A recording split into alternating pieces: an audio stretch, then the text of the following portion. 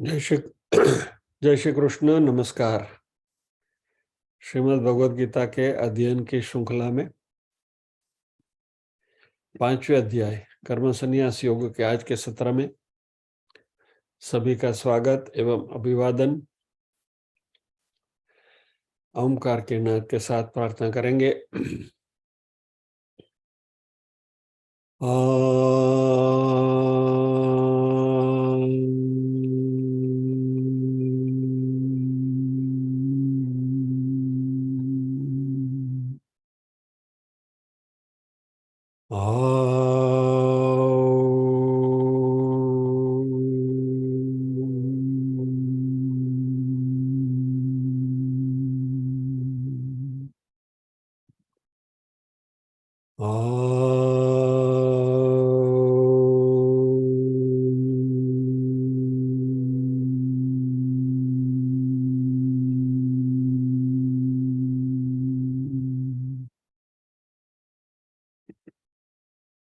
वक्रतुंड महाकाय सूर्यकोटि समप्रभ निर्विघ्नं कुरु मे देव सर्वकार्येषु सर्वदा।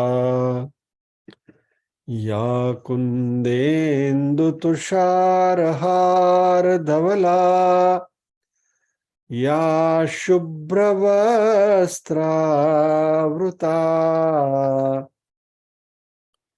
या वीणा वरदण्डमण्डितकरा या श्वेतपद्मासना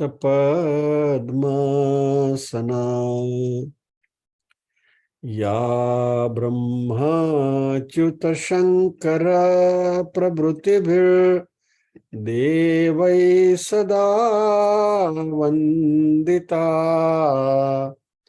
सा मां पातु सरस्वती भगवती निःशेषजाड्यापहा।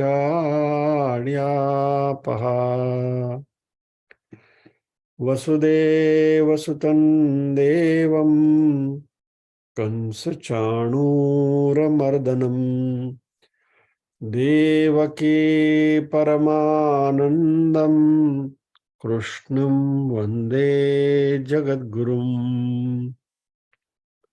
ॐ सहना भवतु सहनौ भुनक्तु सह वीर्यं करवावहै तेजस्विनावधितमस्तु मा विद्विषावहै। ॐ शान्ति शान्ति शान्तिः। यत्र योगेश्वर कृष्णो यत्र पार्थो धनुर्धरः तत्र श्रीर्विजयो भूतिर्ध्रुवा नीतिर्मतिर्मम।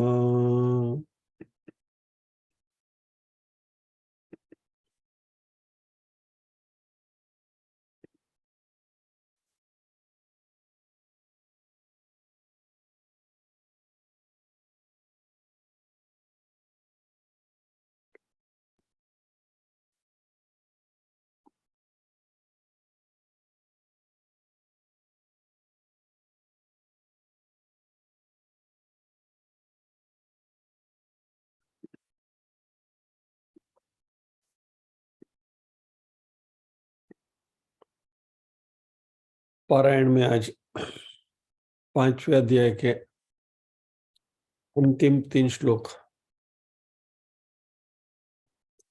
मैं ये बोल देता हूं।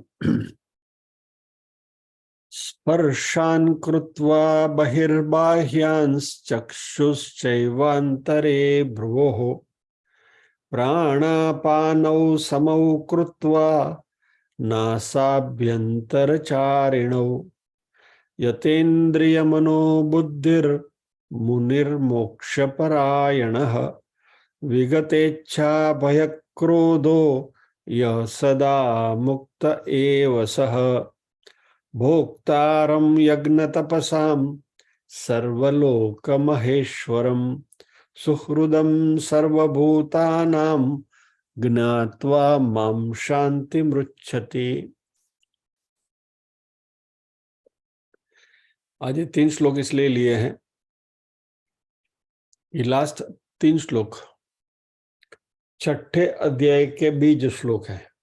यानी भगवान छठा अध्याय शुरू करने से पहले ये 3 श्लोक में ध्यान की भूमिका बना रहे हैं। ध्यान करने की जो प्रक्रिया है उसके एक झलकी दे रहे हैं। और 29वां श्लोक जो है वो टू सम एक्सटेंट फलश्रुति भी कह सकते हैं, जिसके ऊपर हमारी चर्चा चल रही है। भोक्तारम यज्ञ तपसाम सर्वलोक महेश्वरम सुहृदम सर्वभूतानाम ज्ञात्मा माम शांति मृच्छति। अभी इसके संलग्न हमारे एक स्वाध्याय का प्रश्न भी है, तो उनको भी साथ में ले लेते हैं।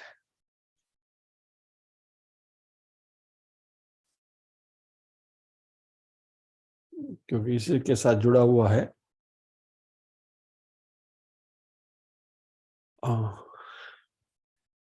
कहते हैं कि 29वें श्लोक पर हमने विस्तृत चर्चा करी है। आत्मा या तो तत्वमसि या तो परमात्मा अकर्ता अभोक्ता है, ये हम पहले देख चुके हैं। तो यहाँ परमात्मा अपने आप को भोक्तारम क्यों कहते हैं? दूसरा, महेश्वर कहने का तात्पर्य भी समझ में नहीं आया, क्योंकि निर्गुण निराकार परमात्मा एक ही है। द्वैत में तो वह और मैं ऐसा बनता है, और अद्वैत में तो दोनों एक ही हैं। तो ये महेश्वर कहने का तात्पर्य क्या है? बेसिकली इसी श्लोक को अच्छी तरह से समझने की उनकी इच्छा है, ऐसा लग रहा है। तो और इसी के ऊपर थोड़ी चर्चा करेंगे हम।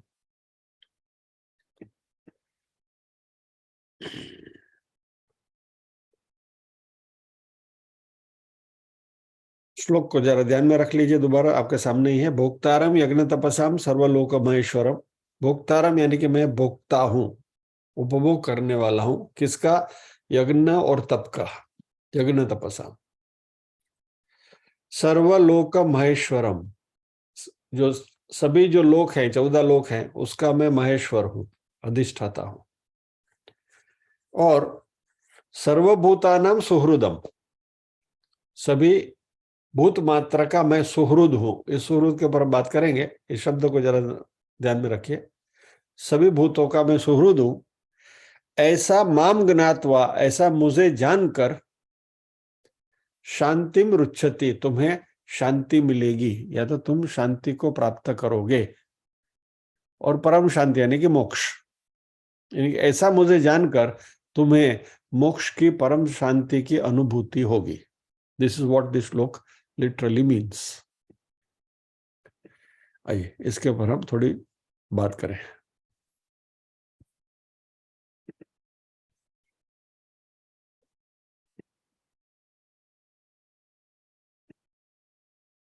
भोक्तारम यज्ञ तपसाम।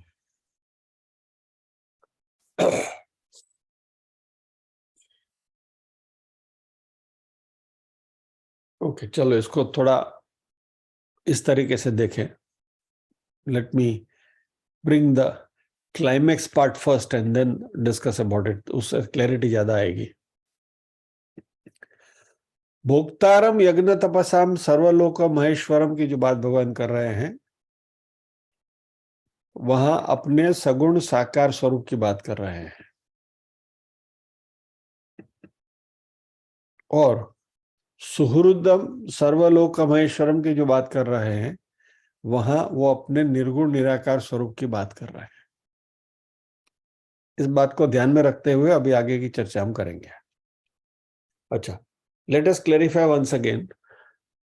भगवत गीता में अभी ये बात बार बार आती रहेगी, 9वें अध्याय में भी यही बात आ रही है। सो इसको जरा ध्यान से सुन लीजिए और आत्मसात भी कर लीजिए। भगवत गीता में परमात्मा जब भी अपनी बात करते हैं तो 3 या तो रादर 4 लेवल से बात करते हैं। सबसे टॉप लेवल, ये टॉप और ये वाला मैं खाली कंपैरिजन के लिए बता रहा हूं, ऐसा कुछ नहीं है, इट इज ऑल सेम। लेकिन जस्ट फॉर आवर अंडरस्टैंडिंग, हमारी थोड़ी, हम अज्ञानी है इसलिए थोड़ी हम अपनी समझदारी के लिए इन शब्दों का प्रयोग कर रहा हूं, तो यानी कि भाषा के ऊपर मत जाइए प्लीज, क्योंकि ये क्लैरिफिकेशन जरूरी है। लेकिन सबसे टॉप लेवल पे निर्गुण निराकार है कि जो परब्रह्म है। अभी निर्गुण निराकार यानी स्टिल, जो कुछ नहीं करते, क्योंकि उनमें कोई गुण नहीं है, क्योंकि गुण होगा तो ही कुछ कर पाएंगे। और निराकार है तो उनका कोई फॉर्म नहीं है, एट्रीब्यूट्स नहीं है, फॉर्म नहीं है, तो गुण नहीं है, आकार नहीं है। एक एक कल्पनातीत स्थिति है, और इसमें जब आप मर्ज हो जाते तो फिर उसको डिस्क्राइब करने की भी आपकी कोई गुंजाइश नहीं है।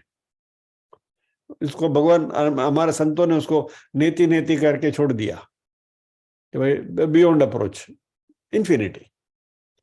ये निर्गुण निराकार सबसे टोच वाली कक्षा। अभी निर्गुण निराकार में जैसे बैठे बैठे बोर हो गए, अकेले थे, तो सोचा कि एकाकी न रमते, अकेले अकेले मजा नहीं आ रहा है, तो एको हम बहुश्याम। तो पहले तो एकाकी न रमते, अकेले अकेले बोर हो गया हूं, ऐसा जब मन में आया तो थोड़ा सा स्खलन हुआ, और वो परब्रह्म एक स्टेज नीचे उतरे और वो ब्रह्म बने, यानी परब्रह्म निर्गुण निराकार। उसके बाद एक स्टेज नीचे उतरे, तो नाउ क्योंकि एक स्टेज नीचे उतरे तो वो स्थिति में तो नहीं रह सकते निर्गुण निराकार स्वरूप में, तो उनको अपना स्वरूप में थोड़ा सा बदलाव तो करना पड़ा। तो इसलिए उन्होंने क्या किया, परब्रह्म से एक स्टेज नीचे आया, ब्रह्म बने, तो एक गुण धारण किया करुणा का। तो जो ब्रह्म है वह सगुण निराकार है, और सगुण में उनके पास मात्र एक ही गुण है, करुणा का। करुणा का सिवा कुछ कर ही नहीं सकते। He can be only blissful ब्रह्म के लेवल पे। अभी फिर एक हम बहुश्याम, उनको खेलने की इच्छा हुई, तो फिर विश्व की उत्पत्ति हुई ब्रह्म में से। तो क्या किया उन्होंने, माया का सृजन किया। सॉरी, पहले माया यानी पहले 3 गुणों का सृजन किया, सत्व रज और तम, 3 गुण का सृजन किया। और तभी जब इस सृजन किया ब्रह्म ने माया का, तभी सत्व रज और तम तीनों गुण इक्वल मात्रा में थे, एग्जैक्टली इन राइट प्रोपोर्शन। सत्व भी था 33.3333, रज भी 33.33, तम भी 33.33, लाइक दैट। इसको कहा प्रकृति, यानी प्रकृति जो है उसमें तीनों गुण जो हैं वो तीनों गुण समकक्षा में है। यहां जो इंजीनियरिंग बैकग्राउंड वाले हैं, मान लीजिए कि आपके पास कोई ऑब्जेक्ट है, कोई वस्तु है, और इस वस्तु को आप 3 डोरी से बांधो एट 120 120 120, और 360 डिग्री का सर्कल होता है, तो 120 120 120 पे आप उसको बांधो, और तीनों डोरियों को इक्वल फोर्स से यदि आप खींचो तो वस्तु वहीं की वहीं रहेगी, हिलेगी नहीं, अपनी जगह पर ही रहेगी, इट कैन नॉट मूव। बराबर। तो ये है प्रकृति, यानी कि तीनों गुण है, सत्व रज तम इक्वल मात्रा में है, इसलिए वह ज्यों की त्यों रहती है। जैसे सरोवर में, शांत सरोवर में जैसे पानी है, स्वच्छ जल है, और सतह जो है बिल्कुल स्टेडी है, स्थिर है। वो जो सरोवर की जो स्थिति है वैसी प्रकृति की स्थिति है, अनडिस्टर्ब्ड। अभी उसमें सत्वरज और तम में कहीं गड़बड़ी हुई और एक साइड का फोर्स कुछ ज्यादा हुआ तो शास्त्रों में कहीं कहा है कि भाई तम वाले ने कुछ ज्यादा जोर से खींच लिया, तो इसमें से फिर पंचमहाभूत बने, आकाश, वायु, अग्नि, जल और पृथ्वी। और फिर आगे सृष्टि की रचना हुई। दिस इज हाउ हमारे शास्त्रों ने सृष्टि की रचना को डिस्क्राइब करी है। तो अभी बात हुई परब्रह्म की, निर्गुण निराकार, फिर ब्रह्म आए, सगुण निराकार। उसके बाद यह जो माया है, ये मायाच्छादित ब्रह्म, यानी वह सगुण निराकार ब्रह्म जिसको माया ने अपने आंचल में ढांक के रखा है, वैसा जो स्वरूप है वह ईश्वर। और वह ईश्वर जो है, क्योंकि अभी माया के प्रभाव में है, इसलिए वह सगुण साकार बने, यानी उनमें गुण भी आए और उनमें आकार भी आया, यानी कि फॉर्म भी आया, एट्रीब्यूट्स एंड फॉर्म। तो ये हुए ईश्वर। ये जो ईश्वर है वह समय समय पर अवतार लेते हैं, बराबर। परित्राणाय साधूनां विनाशाय च दुष्कृताम, बराबर, संभवामि युगे युगे। तो अवतार जो है वो ईश्वर का होता है, और अवतारी पुरुष के रूप में ईश्वर इस जगत में हमको दिखते हैं। जो कृष्ण यहां है, अर्जुन के सामने खड़े हैं, बराबर। अच्छा, अभी ये ईश्वर जब बने अवतारी पुरुष, तो अभी यहां थोड़ा तत्वबोध से कनेक्शन करेंगे हम। हमारा मनुष्य का शरीर और ईश्वर का जो शरीर है उसमें फर्क क्या है? मनुष्य का शरीर भी पंचमहाभूत से बना है, ईश्वर का शरीर भी पंचमहाभूत से बना है, और वो दोनों माया ने ही बनाए हैं। माया के ही इन्फ्लुएंस में दोनों शरीर बने हैं। लेकिन हमारा शरीर जो है वो पंचीकृत पंचमहाभूत है, और ईश्वर का जो शरीर है वो अपंचीकृत महाभूत है। This is the basic difference between us and Krishna. हमारा शरीर पंचीकृत महाभूत है, कृष्ण का शरीर है अपंचीकृत महाभूत। अभी पंचीकृत और अपंचीकृत क्या है उसके बारे में हमने तत्वबोध में लंबे से चर्चा करी थी, आपको याद होगा। नहीं है तो इन शॉर्ट आपको बता देता हूं। पंचमहाभूत आकाश, वायु, अग्नि, जल, पृथ्वी, इन दिस ऑर्डर प्रकट हुए। पंचीकरण की क्रिया में क्या होता है कि पांचों जो तत्व हैं, पंचमहाभूत है, उन्होंने क्या किया, एक आधा हिस्सा अपना रख लिया।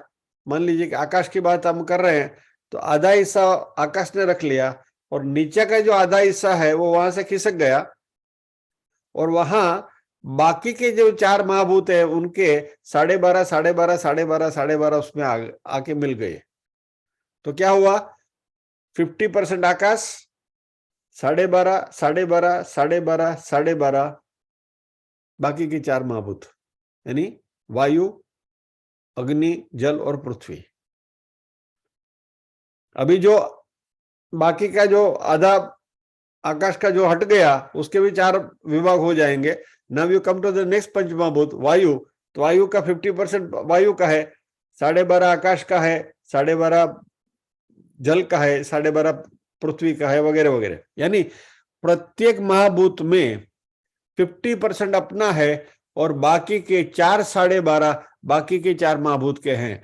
ये जो प्रक्रिया है इसको पंचीकरण कहते हैं। तो मनुष्य के शरीर में ये पंचीकृत महाभूत जो है वो इन इट्स प्योरेस्ट फॉर्म कोई भी महाभूत नहीं है।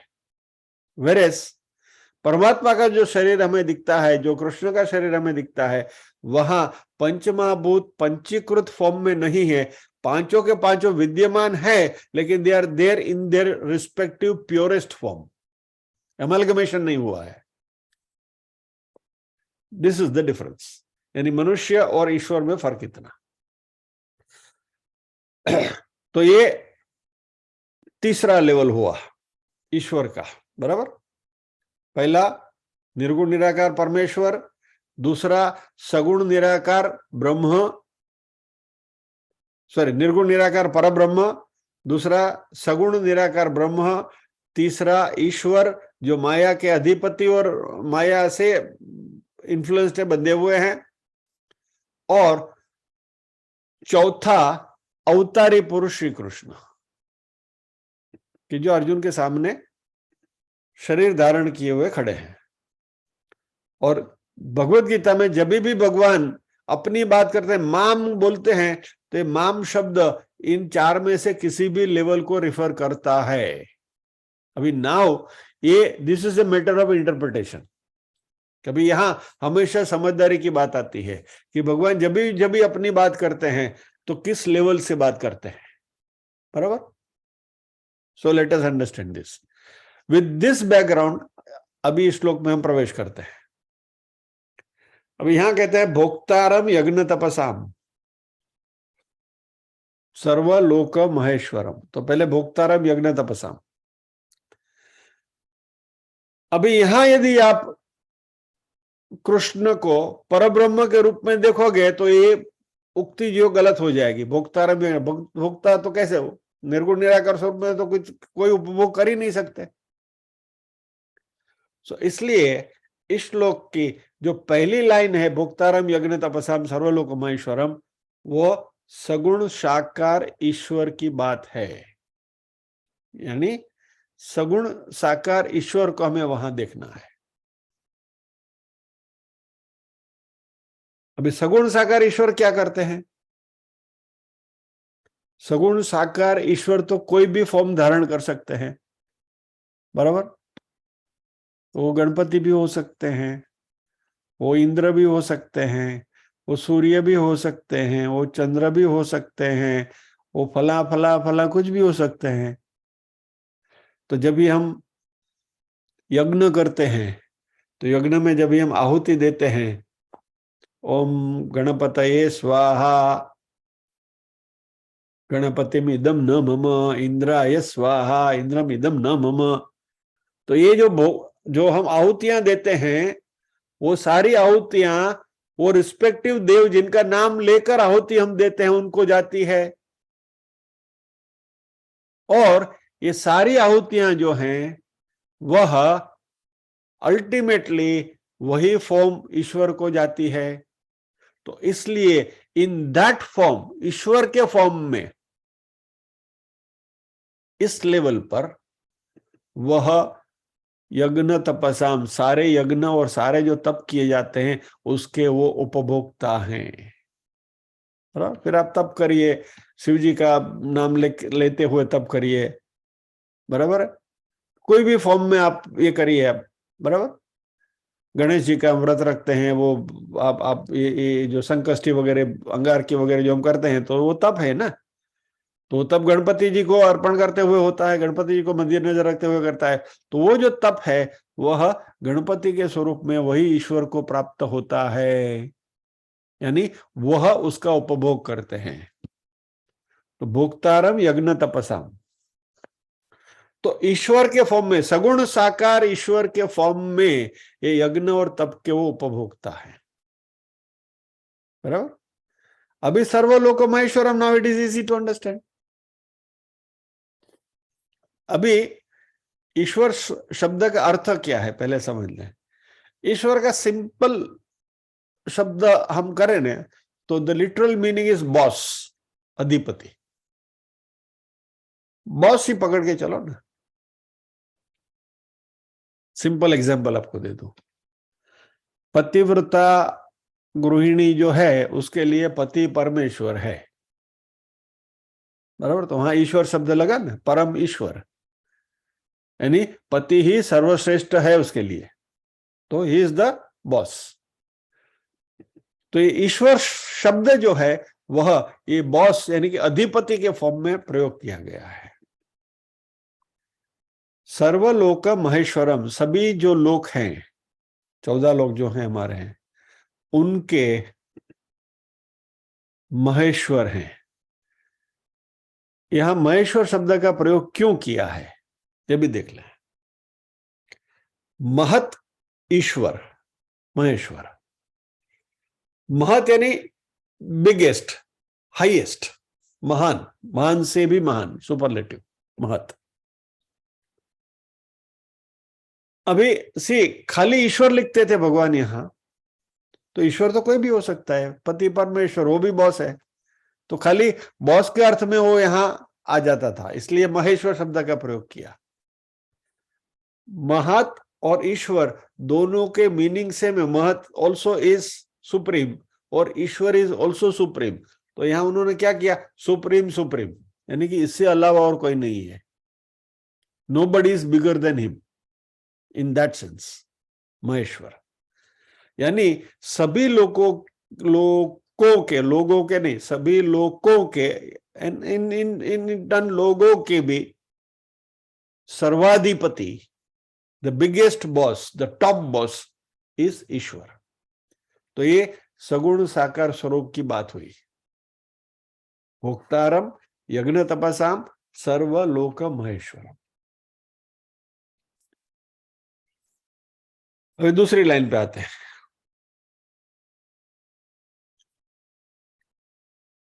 सुहृदम सर्वभूतानाम,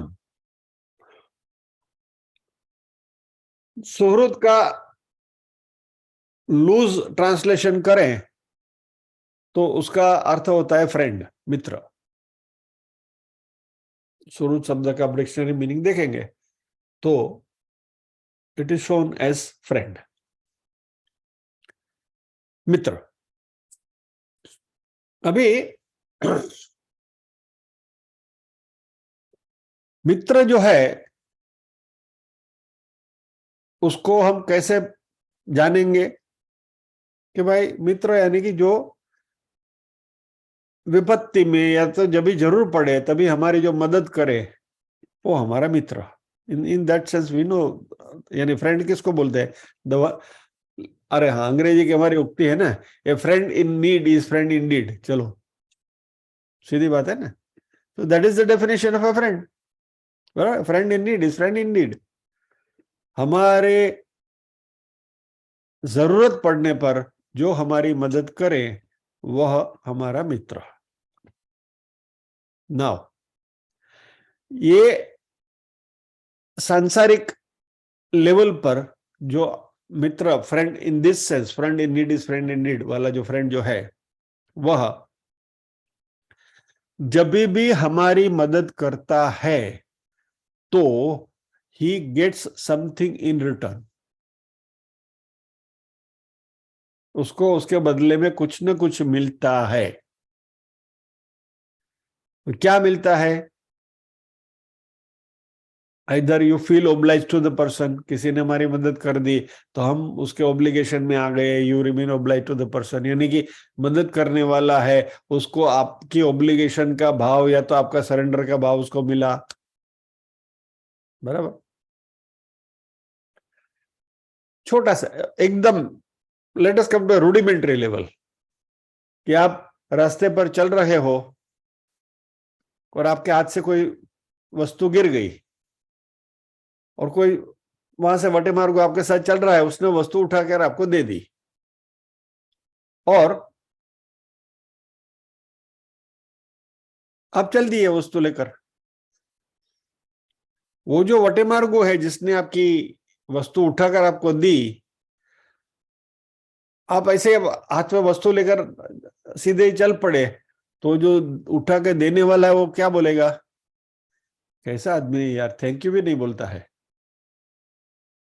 हाउ ए डिस्ग्रेसफुल पर्सन, उसको वस्तु उठा के मैंने दे दी, वो थैंक यू, यानी कि हमारी अपेक्षा इतनी तो है ही कि किसी को हम कुछ दे दें तो सामने एटलीस्ट थैंक यू तो हमें मिलना चाहिए। तो सर अब ये बचता है, बदल दीजिए।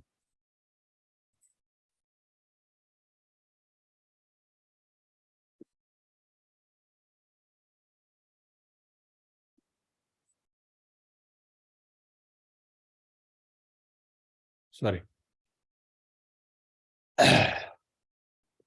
तो थैंक यू की तो हमारी अपेक्षा होती है। लाइक दैट, कोई भी मित्र कोई भी हमारी मदद करता है तो at least he aspects a sense of gratitude from us, यानी कुछ तो उसकी अपेक्षा होती है। इससे ज्यादा भी अपेक्षाएं बहुत होती है। यानी a nice feeling that you get, कुछ जो आनंद आपको मिलता है किसी की मदद करने का, वो तो आपको मिलता ही है।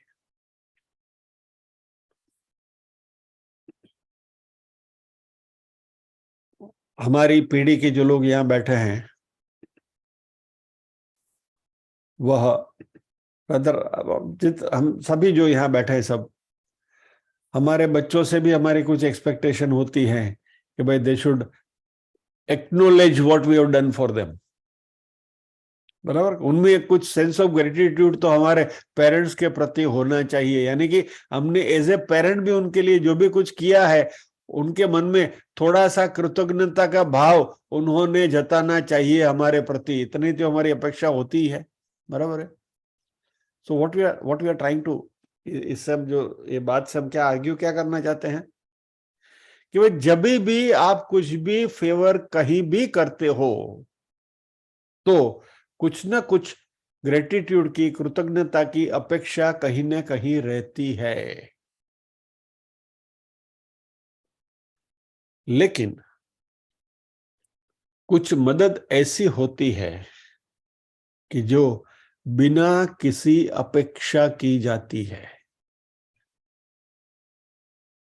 एंड दैट टू बिल्कुल अनजान व्यक्ति के प्रति, जिसका आपका कोई लेना देना नहीं है, आप भविष्य में कुछ मिलने वाले नहीं है, उनसे कोई ग्रेटिट्यूड भी मिलने वाली नहीं है, कुछ नहीं है, फिर भी आप उनकी मदद कर देते हो, तो यह जो बात है वह ये सामान्य मित्रता से उठकर जा रही है। और ये जो भावना है, इस भावना को सुहृदता कहा गया। सुहृद, हृद यानी हृदय, सु यानी अच्छा, अच्छे हृदय से की गई, भावना से की गई मदद, ये सुहृदता। यानी अभी कहीं भी सुहृद शब्द का प्रयोग करो तो याद रखना कि इसके पीछे कहीं भी कुछ भी प्राप्त करने का आपका भाव नहीं है। सिंपल थैंक्स भी नहीं, और हमारा बड़प्पन भी नहीं कि कोई हमारी बड़ाई करे, कोई हमारा गुणगान गाए, या तो कोई हमें हमारा रिकग्निशन करें। कोई भी भाव से यदि आप करेंगे तो सुहृद में आप नहीं आते हैं। तो सुहृद यानी एब्सोल्युटली विदाउट एनी एक्सपेक्टेशन जो कार्य आप करते हैं वो सुहृद है। और भगवान यहाँ कहते हैं कि सुहृदम सर्वभूतानाम, मैं सभी भूतमात्र के लिए सुहृद हूं। यानी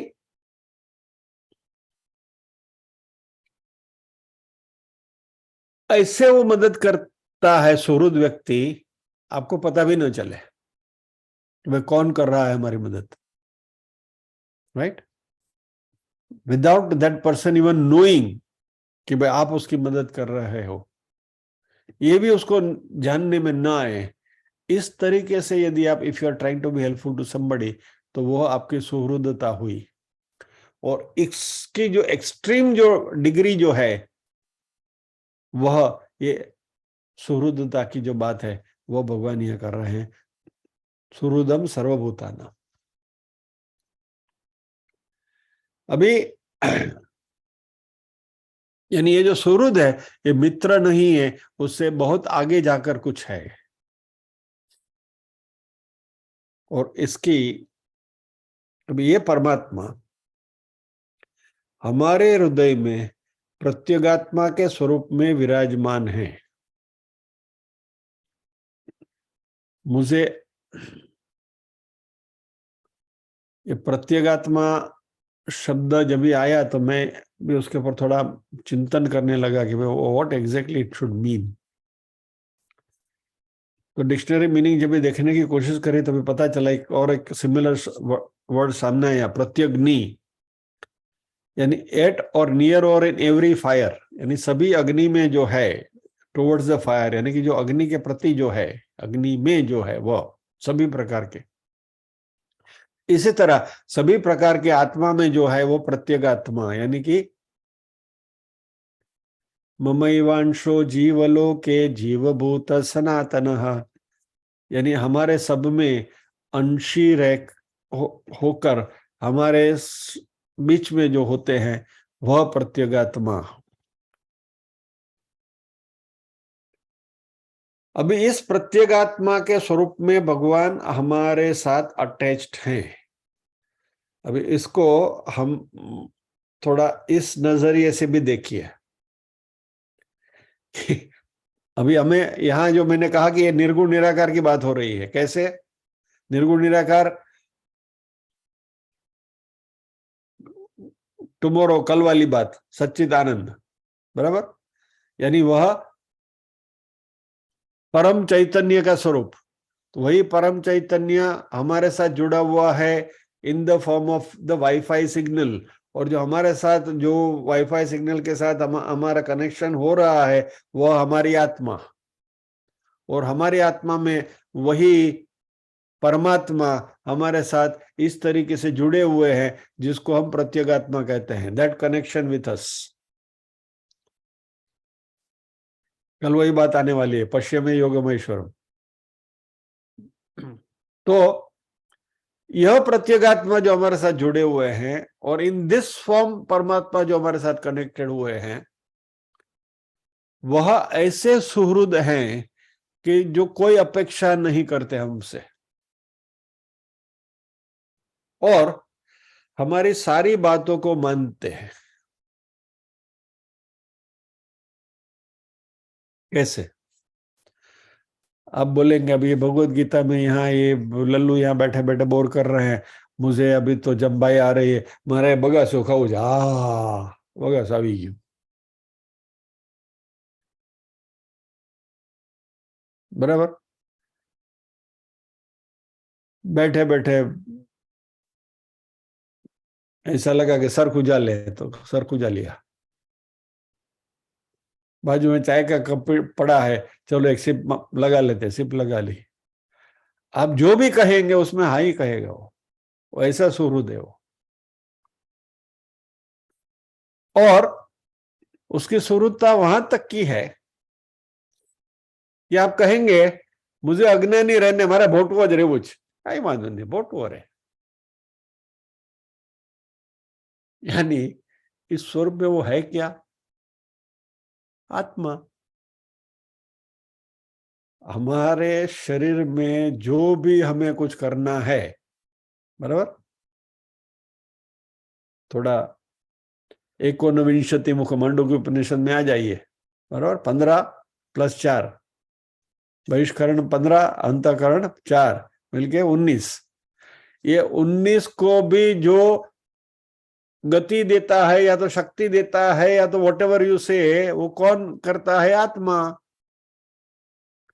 तो ये जो सुहृद के रूप में जो भगवान हमारे साथ विराजमान है, सुहृदम सर्वभूतानाम, यानी कि जगत में जितने भी भूत हैं, मात्र मनुष्य नहीं सभी प्राणी, उन सब में ये चैतन्य तो है ही, देन ओनली यू आर भूत। चैतन्य नहीं होगा तो आप भूत नहीं है, बिना चैतन्य का तो मुर्दा होगा। जो भूत इस मीनिंग में जो भूत है वो यानी कि भूत यानी जिसका जन्म हुआ है, दोज हु आर बोर्न, तो जन्म कभी आता है जब आप चैतन्य से जुड़ते हैं तभी। तो सुहृदम सर्वभूतानाम, मैं इन सब के साथ इस तरीके से जुड़ा हुआ हूं।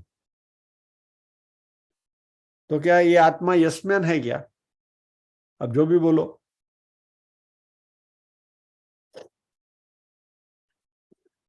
कहने का तात्पर्य यह है कि वह शुद्ध चैतन्य ड्राइविंग फोर्स है, और वो शुद्ध चैतन्य ड्राइविंग फोर्स के अर्थ में वो सच्चित और आनंद का जो स्वरूप है, वो सच्चित और आनंद का स्वरूप हमारे साथ जुड़ा हुआ है। वो सच्चित आनंद जो है वो निर्गुण निराकार है। बराबर, 9वें अध्याय में हम वही देख रहे हैं ना, मैं संपूर्ण जगत के ऊपर आच्छादित हुआ हूं। बराबर, तो ये कौन सा स्वरूप है? वो निर्गुण निराकार सच्चिदात्मा, सच्चिदानंद वाला। तो वो जो सच्चिदानंद स्वरूप है, उस सच्चिदानंद स्वरूप से हमारे साथ जुड़े हुए हैं। इसलिए इस श्लोक में भगवान ने यह बात करी कि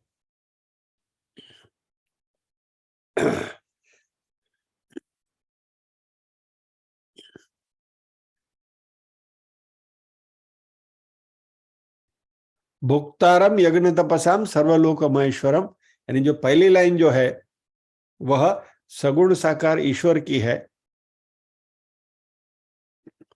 लेट मी ब्रिंग दैट श्लोक in front of you again.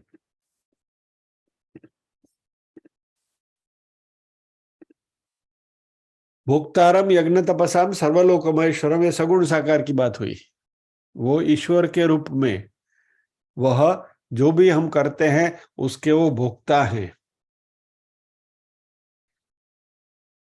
और दूसरी लाइन में सुहृदम सर्वभूतानाम, यानी निर्गुण निराकार स्वरूप में मैं सभी भूतों के साथ में कनेक्टेड हूं, and he doesn't expect anything out of it. वो सुहृदता है उनकी। इस तरीके से माम ज्ञात्वा, यानी मुझे जानोगे, मुझे जानकर, शांति रुच्छति, तुमको इटर्नल पीस मिलेगी, परम शांति मिलेगी। बराबर, तभी यहां भगवान ध्यान के बीज बो रहे हैं। उसमें जो सगुण साकार स्वरूप जो है उसका जो हम ध्यान करेंगे तो उसको सबीज ध्यान कहा गया है, और निर्गुण निराकार का जो ध्यान है उसको निर्बीज ध्यान कहा गया है। तो सबीज ध्यान और निर्बीज ध्यान, सबीज ध्यान जो है वह आसान है, हमारे लिए उपयुक्त है। निर्बीज ध्यान है, उसकी बात भी हम जब भी आएंगे उस विषय पर तभी करेंगे। सो बेसिकली इन शॉर्ट, भगवान ये 29वें श्लोक में 6ठे अध्याय की का आरंभ करने की एक हमें दिशा दे रहे हैं। Well, as far as this discussion is concerned, we'll pause here.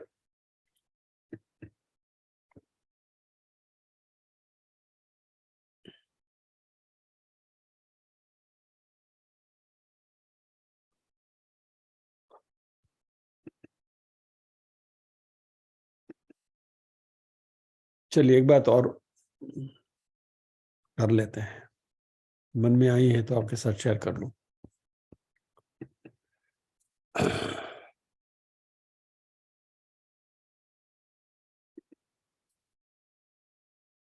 कुछ समय पहले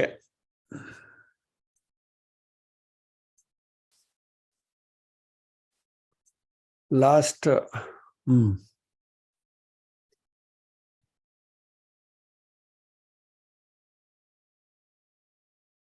10 मार्च को जब भी इसी श्लोक के बारे में जब भी बात कर रहे थे तभी ये श्लोक कोट किया था मैंने। हमारे ग्रुप का ही जो डिस्कशन है उसी को आपके सामने मैं डिस्प्ले कर देता हूं।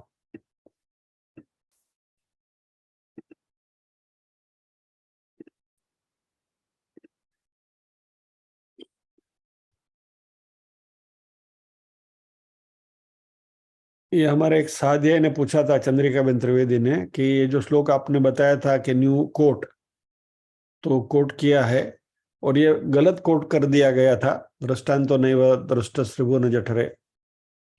इमीडिएटली आई करेक्टेड इट, तभी उसका मीनिंग भी दिया था। और फिर फाइनली उसके बारे में सोचते हुए मुझे याद आया कि इसमें कुछ कहीं गड़बड़ है।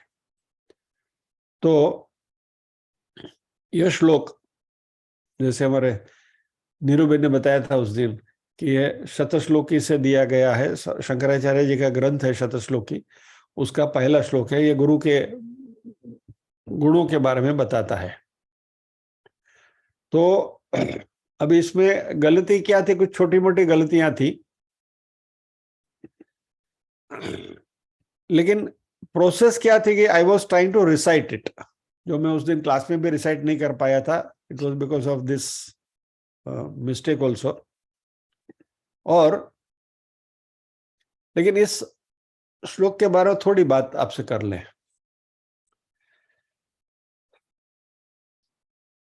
रिसाइट इसलिए नहीं कर पा रहा था कि उसका जो छंद है वो पकड़ में नहीं आ रहा था। तो थोड़ा रिसर्च करते हुए पता चला ये टोटली थोड़ा यानी कि आड़बीड़ जई रहा है, यानी कि डाइग्रेशन हो रहा है। But just just for your information, यदि आपको जो इसमें से जो लेना है लीजिए, नहीं पल्ले ना पड़े जवा दे। जो यह जो श्लोक है, अभी जो छंद जो हैं सारे, वो छंद के अपने अपने मीटर्स होते हैं, अपनी अपनी मात्राएं होती हैं। जैसे हमारा अनुष्टुप छंद है तो 16 मात्रा का है। फिर गायत्री छंद है तो 32 मात्रा का है, जो गायत्री मंत्र है वो गायत्री छंद में है। वैसे जो हम या कुंदे तुषारहार बोलते जो हैं, तो वह जो है वह शार्दुल विक्रीडित में है, उसकी 19 मात्रा है। तो ये जो दृष्टांत तो नहीं, वह त्रिभुवन जठरे की जो बात मैं कर रहा था, उसको शार्दुल विक्रीडित समझते हुए 19 मात्रा में बिठाने की कोशिश कर रहा था। Because of that I was unable to recite. फिर पता चला कि वो 21 मात्रा का छंद है और वो छंद का नाम है सृगधरा। सृगधरा छंद जो है वो 21 मात्रा का है और उसमें 7-7 मात्रा के ऊपर पॉज है, पॉज आता है। तो फिर इस तरीके से यदि उसको समझेंगे तो उसको रिसाइट करना आसान हो जाता है। फिर अभी देखिए, दृष्टांतो नैव दृष्टस त्रिभुवन जठरे सद्गुरुर्ज्ञान धातुः स्पर्शश्चैतत्र कल्प्य न सनयति, सॉरी, स्पर्शश्चेतत्र कल्प्य सनयति यदहो स्वर्णतामश्मसारम् न स्पर्शत्वं तथापि श्रितचरणयुगे सद्गुरु स्वीय शिष्ये स्वीयं साम्यं विदते भवति निरुपमास्तेन वा लौकिकोपि। यानी 7-7 मात्रा पे यदि आप पॉज लेते हैं तो इस श्लोक को आप रिसाइट कर सकते हैं। This is for your general information. अभी ये सृगधरा का छंद का बहुत पॉपुलर श्लोक जो आप सबको मालूम है, वो भी आपको मैं बताऊं तो आपको पता चलेगा कि हाँ बराबर, ये तो सृगधरा कई बार सुना है ये तो। So it is this.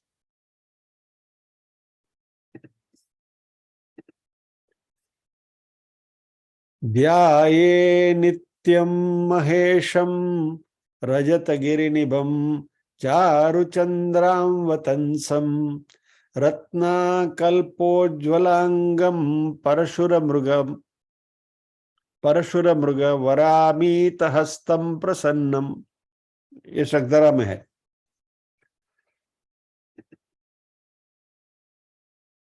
हमारे यहाँ 2 साध्यायी ऐसे बैठे हैं कि ये शक्दरा का मैं रेफरेंस दूंगा तो उनको अच्छा लगेगा। इन्होंने मुंबई यूनिवर्सिटी में ग्रामर और वेदांत का कोर्स किया है कालीना में। ऐसे हमारे दो साथी यहाँ बैठे हैं, और वहां उन्होंने अभिज्ञान शाकुंतल का अध्ययन किया था। और अभिज्ञान शाकुंतल जो है कालिदास का, वो पूरा इस ऋग्धरा छंद में लिखा हुआ है। 21 मात्रा का छंद है ये। और ऋग्धरा बेसिकली जब भी कुदरत का वर्णन जब भी करना होता है तो इस ऋग्धरा उपयोग में लाया जाता है। दिस इज समथिंग अबाउट छंद शास्त्र। खाली આમાં થોડું ડાપણ વગાડો છો તમારી સામે।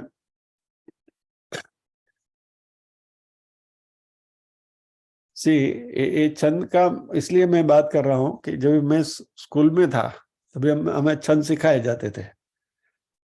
9th स्टैंडर्ड 10th स्टैंडर्ड में सभी छंद हम सीखे। इंद्र वज्रा, उपेंद्र वज्रा, उपजाति, बराबर बहुत सारे छंद हमने सीखे हैं। शार्दुल विक्रीडित, सॉरी अभी नाम भी याद नहीं आ रहे हैं।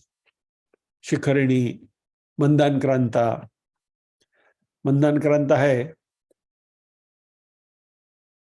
वो बहुत सारे हैं। मंदानक्रांता रे पंखीड़ा सुखती चरण जो, ये मंदानक्रांता है। एनीवे, सो अभी वो जब एग्जाम में आता था ना, छंद की बात आती थी ना, तो वो मात्रा गिन के लिखनी पड़ती थी। भाई वो इंद्र वज्रा छंद है, उपेंद्र वज्रा छंद है, इसकी इतनी मात्रा है। यमा तारा जगह जबान सलगा, ताता जगह आगे शुभ इंद्र वज्रा, जता जा जगह आगे उपेंद्र वज्रा, ये सब तभी करते थे। तो ये सब मगजमारी करने के बजाय, क्योंकि थोड़ा संगीत से लगाव था बचपन से, तो I use to remember all this छंद उनके राग से। कि शार्दुल विक्रीडित यानी उगे छे सुरखी भर्यो रवि मृदु हेमंतनो पूर्व, एक याद राखी लीधेलो शार्दुल विक्रीडित બધા આવડી ગયા। या कुंदेन्दु तुषार हार धवला, लाइक दैट इट गोज। तो ये थोड़ा छंद शास्त्र है, just to generate some interest in you कि ये संस्कृत भाषा का भी जो माधुर्य है, उस माधुर्य की कुछ विशेषता आपको बताने के लिए इस बात करी है। अभी ये श्लोक के बारे में आपका एक थोड़ा अर्थ में थोड़ा सा ध्यानाकर्षण आपका करना है। थोड़ी बारीक बात है, लेकिन इसको यदि समझे तो अच्छा है, समझने की कोशिश करिए। अभी दृष्टांतो नैव त्रिभुवन जठरे, ये जो श्लोक है, इसमें जो पहला श्लोक है उसमें गुरु की महिमा बताई है। और उसमें कहा है कि गुरु जो है वो अलौकिक तत्व है। इसकी त्रिभुवन जठर यानी ये तीनों लोक में, तीनों भुवन में उसकी कोई कंपैरिजन नहीं की जा सकती। क्योंकि गुरु की उपमा पारसमणि से भी नहीं दी जा सकती, क्योंकि पारसमणि जो है वो लोहे को सोना बनाता है, लेकिन पारसमणि नहीं बनाता। हालांकि जो गुरु है वह शिष्य को अपने जैसा बना देते हैं, इसलिए गुरु की महिमा ज्यादा है। तो ऐसा कहते हुए गुरु की महिमा यहां प्रकट की गई है। नाउ अभी ये जो मैं बात कर रहा हूं, ये मेरी अपनी सोच है, but still I want to share with you कि इस उदाहरण से यदि हम जाएं तो गुरु महान है, पारसमणि से भी महान है। पारसमणि लोहे को सोना बनाता है, गुरु शिष्य को अपने जैसे बना देते हैं। इसमें यदि हमने कोई भी गुरु किसी को भी बनाया तो हम उनके जैसे बनेंगे। जो भी आपके गुरु हैं, मन में आपने किसी को भी गुरु धार लिया, आप ज्यादा से ज्यादा उनके जैसे बनेंगे। એટલે મૃત્યુલોકનો માનવી, અમારા એક દાદા હંમેશા કહેતા કે જીવતો ગુરુ કરવો નહીં। એનું કારણ આ कि अल्टीमेटली ज्यादा से ज्यादा आप उसके जैसे बन पाओगे, उनके जैसे बन पाओगे, कितने भी अच्छे हो। अभी विवेकानंद के लिए रामकृष्ण परमहंस थे, सुप्रीम थे, बराबर, कि भाई वो तो सदैव मुक्ति हुई थी उनकी। लेकिन ऐसे गुरु मिलना मुश्किल है। और जो भी गुरु आप करेंगे, आप उनके लेवल तक पहुंचेंगे, उनकी जो लिमिटेशन है वहां तक आप पहुंचेंगे। और मोक्ष प्राप्ति करनी है तो उससे भी आगे आपको जाना पड़ेगा। You to be 100% pure. और इसलिए हमने हमारे यहाँ हमारे अध्ययन में हमेशा एक ही बात को रखी है, कृष्णम वंदे जगत गुरुम। कृष्ण को ही अपने गुरु बना के चलो। और ये दृष्टांत तो नैव त्रिभुवन जठरे के जो श्लोक है वो श्लोक बराबर बराबर यदि उसको सही उतारना है जीवन में, तो हम कृष्ण की शरण में जाएंगे तो कृष्ण के जैसे बनेंगे, फिर तो मोक्ष ही है, देन नथिंग एल्स, और कुछ बचता ही नहीं।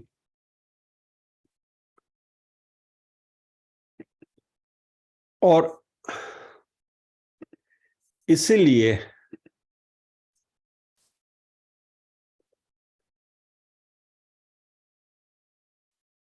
भगवत गीता के दूसरे अध्याय का 7वां श्लोक जो है वह बार बार बहुत तन्मयता से रिसाइड करने की कोशिश इसलिए करी जाती है, कार्पण्य दोषोपहत स्वभावः पृच्छामि त्वां धर्म सम्मूढ़ चेताः यच्छ्रेयस्यान्निश्चितं ब्रूहि तन्मे शिष्यस्तेहं शाधिमां त्वां प्रपन्नम।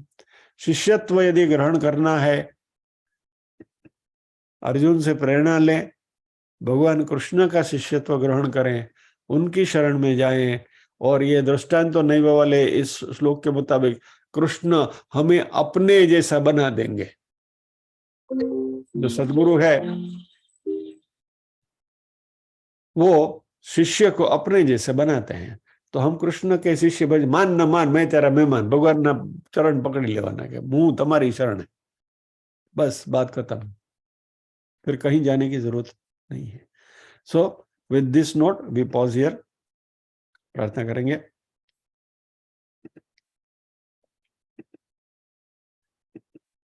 ओम असतो मा सद्गमय तमसो मा ज्योतिर्गमय मृत्योर्मा अमृतंगमय सर्वेषां स्वस्तिर्भवतु सर्वेषां शांतिर्भवतु सर्वेषां मंगलं भवतु सर्वेषां पूर्णं भवतु लोका समस्ताः सुखिनो भवन्तु लोका समस्ताः सुखिनो भवन्तु नाहं कर्ता हरिः कर्ता हरिः कर्ता हि केवलम्।